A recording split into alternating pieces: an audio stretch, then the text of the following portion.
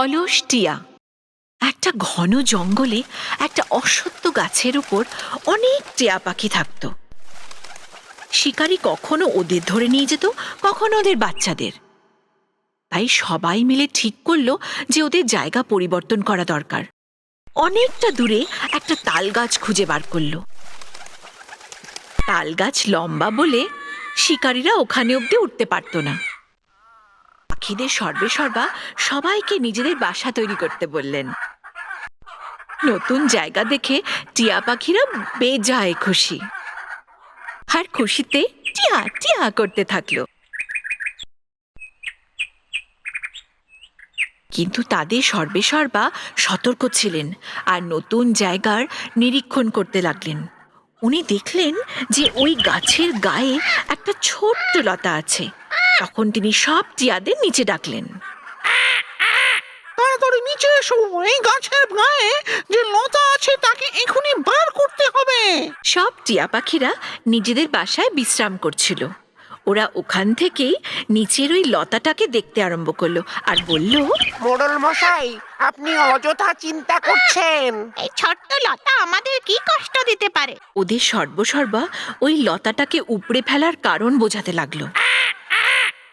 আজ এই লতা খুব কচি, ওকে বের করা খুব সহজ, কিন্তু সব সময় ও এরকম থাকবে না। একদিন ও দড়ির মতো শক্ত হয়ে যাবে। একে এখনই বের করে ফেলতে হবে, নইলে পরে এই ধরে শিকারীরা উপরে উঠে আসবে। আমাদের বাসায় পৌঁছলে অনর্থ হয়ে যাবে।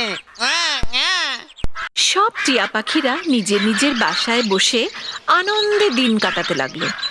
তারা কোনো রকম বিঘ্নতা চাইছিল না, আর মোড়লের কথায় কানই দিল না। রোজই বলতো কাল করব বলে পিছিয়ে দিতে আরম্ভ করলো।